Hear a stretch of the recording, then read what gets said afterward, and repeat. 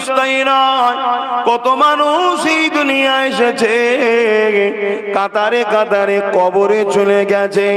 এই তো দেখুন না বাদিকে, আপনাদের ডান দিকে আমার বাদিকে কত পুরাতন পুরাতন কবর হয়ে গেছে। আহা, কত দুনিয়া জমিনে তোমার আমার মতো গরমের জন্য এসি লাগাতে চেয়েছে, কত রকম পাখার ব্যবস্থা করতে হয়েছে, কত রকম শখ সাধ করতে হয়েছে। আর আল্লাহ বাজে দিন ডেকে নিয়েছে, আহারে ছেলে যদি একটু কোয়ালিটির কাফনটা না দেয় তাও নসিবে আর জুটবে না। এই কবরের জমিনে দিয়ে দেওয়া হবে।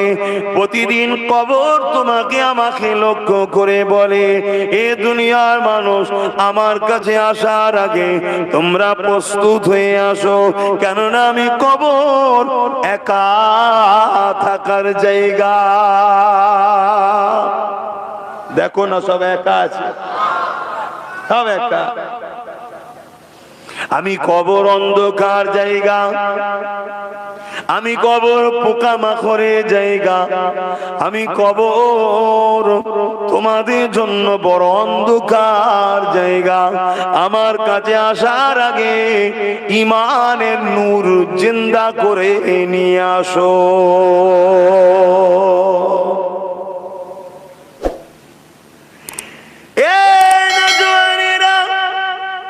এই দুনিয়ার লোভ লালসায় পড়ে গিয়ে আজ আমরা আল্লাহ ভুলে গেলাম, আখিরাত ভুলে গেলাম, কবরে যেতে হবে ভুলে গেলাম। হাত দুনিয়াদারি করতে হবে, সংসার করতে হবে, কারবার করতে হবে, ব্যবসা বাণিজ্য করতে হবে। দুনিয়ার জমিনে তোমাকে আমাকে বাচ্চা লালন পালন করতে হবে, সবই করতে হবে।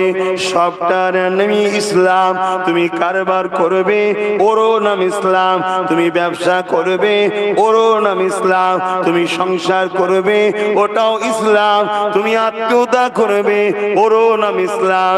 ইসলামে কোনো নিষেধ নাই, তবে পদ্ধতিটা দুনিয়ার যাকে তাকে দেখে করলে হবে না, শুধুমাত্র একজনকে দেখে করতে হবে, যাকে আল্লাহ কোরআনে জানিয়ে দিয়েছে, লাকাদ কানা লাকুম ফি রাসূলিল্লাহি উসওয়াতুন হাসানাহ। এ দুনিয়ার মানুষেরা, আমি আল্লাহ তোমাদের জন্য জিনাকে মডেল করে পাঠিয়েছি, তিনার থেকে উত্তম মডেল আর কেউ হতে পারে না। আমি আল্লাহ কোরআনে তোমাদেরকে জানিয়ে দিলাম, ইন্নাকা লাআলা খুলুকিন আযীম। সব থেকে উত্তম চরিত্রওয়ালা হলো তিনি। তিনি কে? তিনি হলো মুহাম্মাদুর রাসূল। আরো জোরে বলুন সুবহান।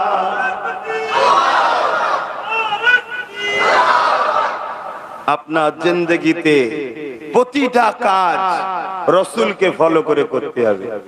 ব্যবসা করবেন, রাসূলকে ফলো করে করুন, ইনকামও হবে, নেকিও হবে, দুটোই হবে।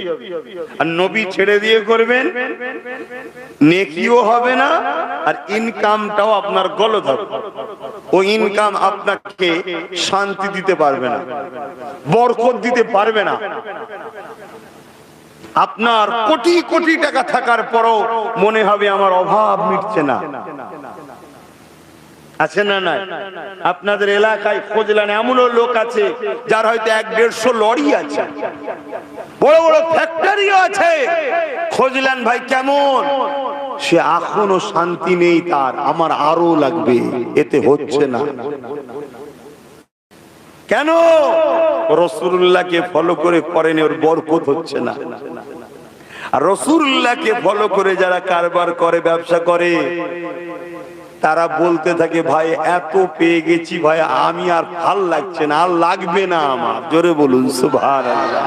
হ্যাঁ, উসমান গনি বলেছিল হুজুরকে, হুজুর একটু আমার জন্য দোয়া করেন। কি দোয়া লাগবে? উসমান গনি রাদিয়াল্লাহু তাআলা আনহু হুজুর জিজ্ঞেস করছে, কি দোয়া লাগবে?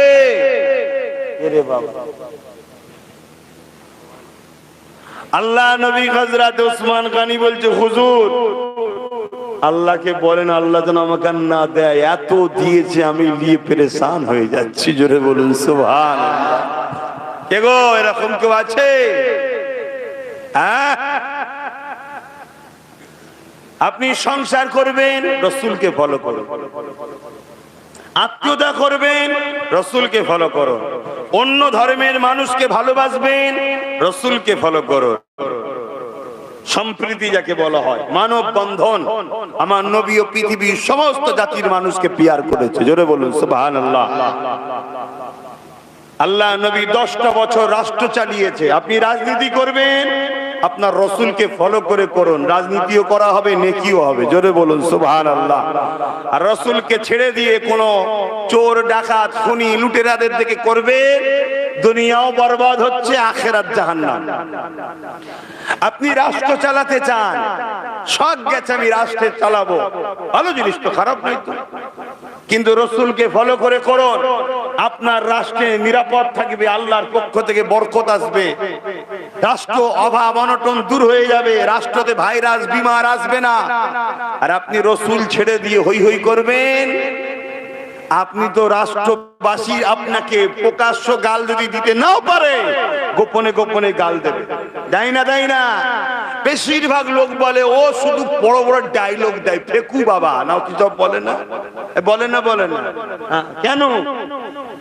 ভুল রাস্তায় চলছে, ঠিক রাস্তায় চলবে যারা, তাদেরকে সবাই ভালোবাসবে। আসুন, কে কি করছে দেখার দরকার নেই, আপনি আমার ইসলামকে যখন মানেন বলেন, আপনাকে তো চলতে হবে, না হয় তো আপনি মুনাফিক হয়ে যাচ্ছেন। মুখে বলছেন মুহাম্মাদুর রাসূল, মুখে বলছেন আল্লাহুম্মা সাল্লি আলা সাইয়্যিদিনা মাওলানা মুহাম্মদ, আল্লাহুম্মা সাল্লি আলা, বলুন সাইয়্যিদিনা। সাইয়্যিদিনা মানে কি? সাইয়্যিদ মানে কি বলুন? সৈয়দ মানে কি? আমরা সৈয়দ মানে অনেকে বংশ মনে করি, সৈয়দ সরদার, সরদার নেতা, লিডার।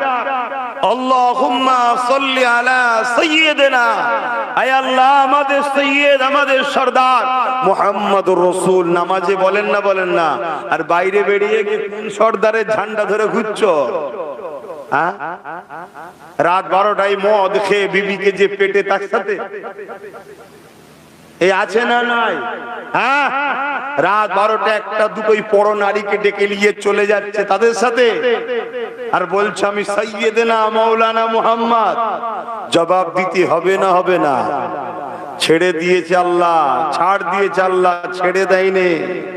ফিরে আস, কে মানবে না মানবে আলাদা কথা, তুমি তো ইসলামের অনুসারী, তুমি ফিরে আস। আল্লাহ পাক আমার নবী পাককে মডেল করেছেন। 30টা বছর জমিনে সময় দিয়েছে, কাউকে 40 বছর, কাউকে 50, কাউকে 60। এই দুনিয়া জমিনে তোমাকে আমার রাসূলুল্লাহর অনুসরণ করে দুনিয়াদারি করতে হবে। এই দুনিয়ায় তোমার চলা ফেরা, উঠা বসা, চাল চলো সবকিছুই মুহাম্মদ রাসূলকে ফলো করে করতে হবে। যদি তুমি এইভাবে করতে পারো, ওই কবরের জমিনে যখন তুমি যাবে, আমার আল্লাহ পাকের দুজন ফেরেশতা তোমার কাছে চলে আসবে, একটা মতির খাঞ্চা নিয়ে, মতির হার নিয়ে, জান্নাতি খাঞ্চা করে সাজিয়ে তোমার গলাতে পরাবার জন্য।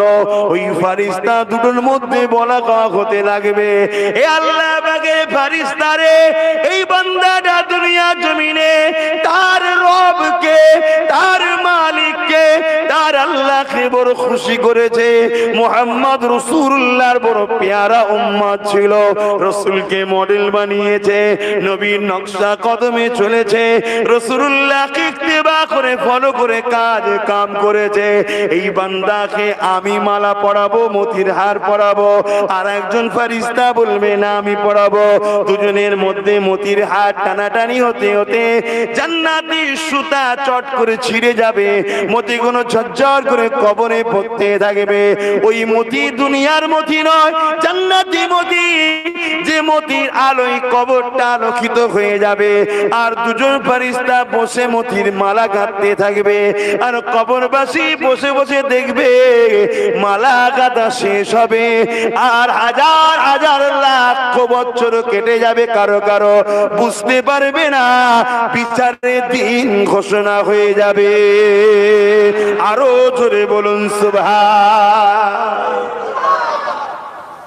আর যদি তুমি রসুল ছেড়ে দিয়ে এতিমকে লোটো বা লুটেরাদের দল করো, গরিবকে লোটো বা গরিবদের উপরে যারা মিথ্যা কেসে জুলুম করে তাদের দল করো, বা বিধবাদেরকে লোটো বা যারা বিধবাদের সম্পদ ঝেড়ে খায় তাদের সঙ্গে দল করো, মনে রেখে দিও কবরে তো ঢুকিয়ে দিয়ে আসবে, মিনহা খালাকনাকুম ওয়া ফিহা নুঈদুকুম ওয়া মিনহা নুখরিজুকুম তাহারাতান উখরা, কিন্তু তোমার কবরকে জাহান্নামের একটা গর্ত বানিয়ে দেওয়া হবে। বলুন নাউজুবিল্লাহ। যেখানে ৯৯টা সাপ বিচ্ছু থাকবে। অলরেডি বহুত মানুষের কবর খোঁড়ার পরেও দেখা গেছে সাপ পাওয়া যায়। অনেকে মুফতিদের কাছে গেছে, ফতোয়া নিয়েছে, কি করব, মুফতি ফতোয়া দিয়েছে একটু অন্য জায়গায় সরিয়ে করো, অন্য জায়গায় খুঁড়ে দেখছে সেখানেও সাপ, আর এক জায়গায় খোঁড়ো সেখানেও খুঁড়ে দেখে সাপ, তখন মুফতি ফতোয়া দিয়েছে বাবা কিছু করার নেই, এটার আমল, ওকে নিয়েই থাকতে হবে। শুনছো যুবক? হ্যাঁ, ভয় লাগে না? ভয় লাগে না? এই মুহূর্তে তো কমসে কম ভয় লাগা দরকার। তওবা করো, পরিবর্তন হও, পরিবর্তন হও। নিঃশ্বাসের কোনো বিশ্বাস নেই।